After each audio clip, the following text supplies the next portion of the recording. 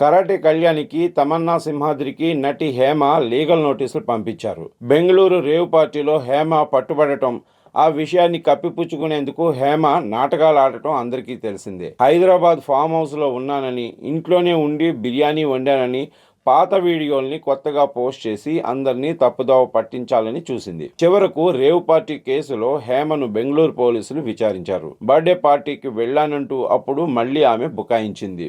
ఇక హేమ తతంగంపై అప్పట్లో media, social మీడియాలో పెద్ద ఎత్తున చర్చలు జరిగాయి. ఈ డిబేట్లలో కరాటే కళ్యాణి, తమన్నా సింహాద్రి వంటి వారు పాల్గొని తమ అభిప్రాయాల్ని చెప్పారు.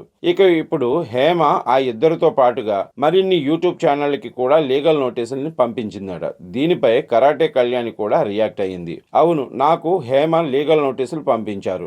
నేనేమీ అబద్ధాలు ఆడను, వేరే చోట ఉన్నానని కూడా చెప్పను. మా ఊర్లో ఉండటంతో ఎవరి ఫోన్లకు రెస్పాండ్ కాలేకపోతున్నాను. హేమ మీద నాకు పగ, కోపం, ద్వేషం లాంటివి ఏమీ లేవు. ఒకవేళ ఆమె అంటే నాకు ద్వేషం ఉంటే అలా ఎందుకు చేస్తాను? ఆమె నాకు లీగల్ నోటీసులు పంపించింది. నేను వాటికి భయపడను. అసలు తగ్గేదేలే.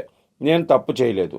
నేను కూడా లీగల్గానే పోరాడతాను అని చెప్పుకొచ్చింది. మీడియాలో అటెన్షన్ కోసమే హేమ ఇలా చేస్తుందని, అటెన్షన్ కోసమే ఇలా చేస్తుంటారని కౌంటర్లు వేసింది.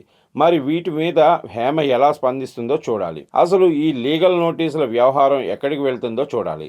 తమన్నా సింహాద్రి అయితే తన లీగల్ టీంతో స్పందిస్తోందని సమాచారం.